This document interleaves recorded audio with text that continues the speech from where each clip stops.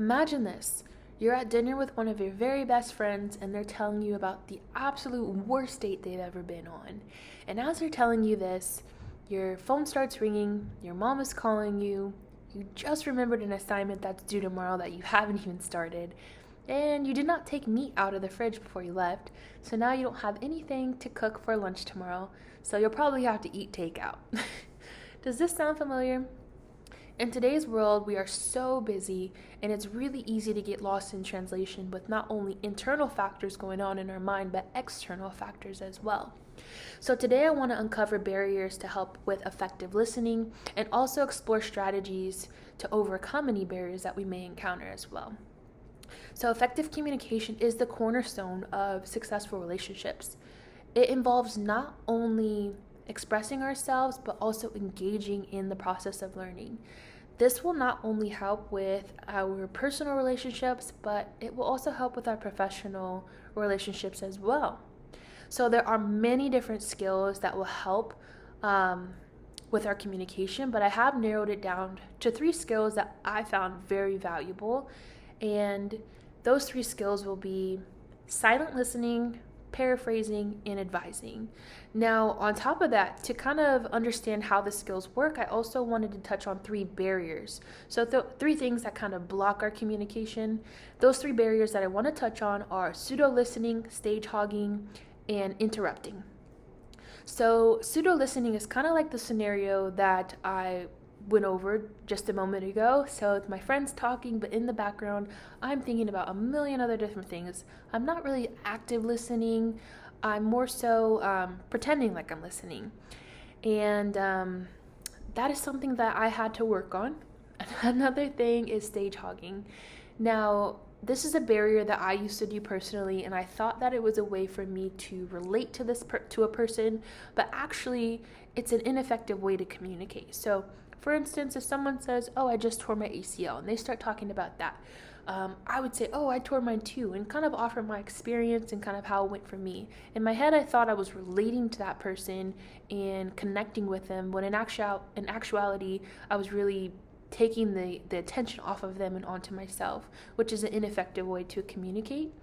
The third one would be interrupting. This is something I also did often, and I would, just be so excited to share my experience or relate to that person that I would interrupt them, which again is not an effective way to communicate. So now that we've kind of gone over things that hinder communication, I want to go over the 3 skills that I mentioned earlier that enhance communication. So that first one would be the silent listening. Now, silent listening is often overlooked and undervalued, and it is a very, very powerful tool that you can use. So I have a best friend who I think she was the first person in my life that really showed me the power of silent listening. And, whenever I would talk to her, she would put her phone face down on a counter, scoot it away from her, turn towards me, eye contact, everything was engaged. And she was fully attentive to everything that I was saying. And she would really pick up and remember small, minute details that I would tell her. And I just remember it was so important to me. And I don't think I really ever had that before that experience. And so I really wanted to try to give her the same energy back that she was giving to me. And I think it just fostered a really deep relationship within the both of us that, gave us a safe place to kind of open up and really just talk. Because a lot of times people really don't want advice. They more so want someone to just listen, things to get off of their chest. And my friend that I'm speaking about, let's call her Erica.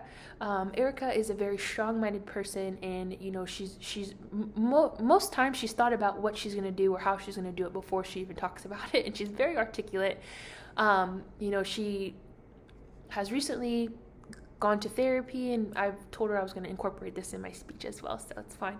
But she's going to therapy, and all of her therapists have said, she is a really tough cookie and really hard to crack, and so it does mean a lot to me that she feels comfortable in my presence, and I think that relationship was built off of silent listening, which is why I think it's so important. Now, the second one I wanted to go ahead and touch on would be paraphrasing. Now, paraphrasing is very, very important. Like my scenario with Erica, very articulate, very opinionated already. So, you know,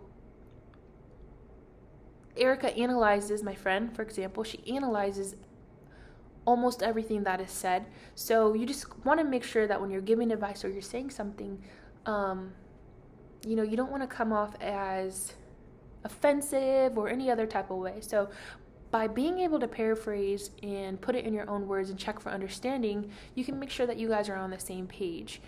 Now, the third one that I kind of wanted to touch on would be advising. Now, this one is tricky, okay? So silent listening, I think, is one of the easier ones. Paraphrasing is a little bit harder, but it can be done. Advising is probably, in my opinion, one of the hardest ones, right? Because you have to gauge your audience and who you're talking to. So you have to make sure that this person is open and willing to take your advice. They're at the right time in their life where they can take that advice, and make sure that, you know, you're checking for understanding.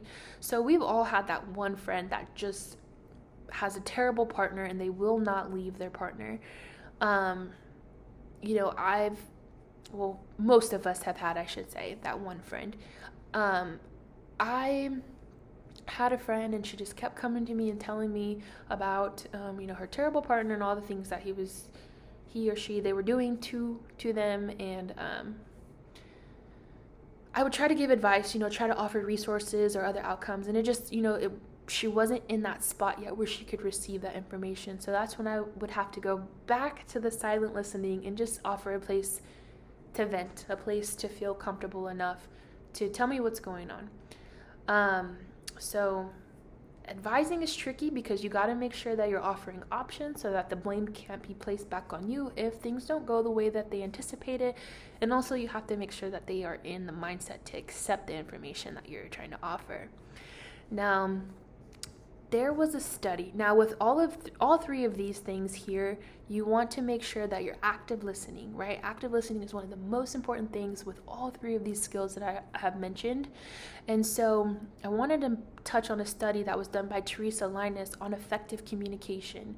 Now, she interviewed 240 different people. She did a study actually on 240 different people that were broadcasters, and the most beneficial skill for them was active listening, with 43% of people saying that active listening was the thing that helped them best in their job. The second thing down was I think about 20%. So that just goes to show that active listening is very, very important. Now, just to kind of amplify that, I wanted to touch on an importance in healthcare with active listening. So Maria Mondastu did a study as well, and the most important quality for healthcare workers was active listening. It helped with eliminating errors. It helped with increased percentage of healthcare recipients that had a positive outcome and a positive experience with their healthcare provider. Now, you know, there was a quote that was really important to me that I heard it and I just kind of wanted to bring it up. And the quote was by David Asperger. He once said, "Being heard is so close to being loved that for the average person, they're almost indistinguishable." Now, I just thought that quote was so beautiful because a lot of people do not have a safe place where they feel comfortable to just get everything off of their chest. And so when you give that person your full attention, in return, it validates their thoughts and emotions, and it shows that you have a genuine interest in what they are saying. So this conveys to the speaker or the person that you're talking to that their feelings matter, that their voice matters. And instead of being a passive act, it could be a powerful expression to be able to listen. And I know it sounds like it's something that's so easy, but it often just it's so easy that we kind of lose our thoughts and our moments with the person that we're in front of. Now, when we active listen, it implies that, you know, we are here for them and they are special to us. Now, I kind of wanted to go over step by step how each skill is done. So the first one I think would be active listening, which we've gone over a couple times here, but also body language. So especially with that silent listening skill, we want to make sure our body language is attentive to the person. We're sitting up in our chair, we're leaning in close to them when appropriate, and we're eliminating distractions, we're putting everything down. I think you would be surprised at how just stopping what you're doing when someone is talking, how important that makes them feel, how safe it makes them feel to trust you. A lot of times my friends will say, Dom, you just met this person and they just told you their whole entire life. And I honestly think it's with these skills that I've picked up, especially the silent listening. You'd be so surprised on how far that can take you.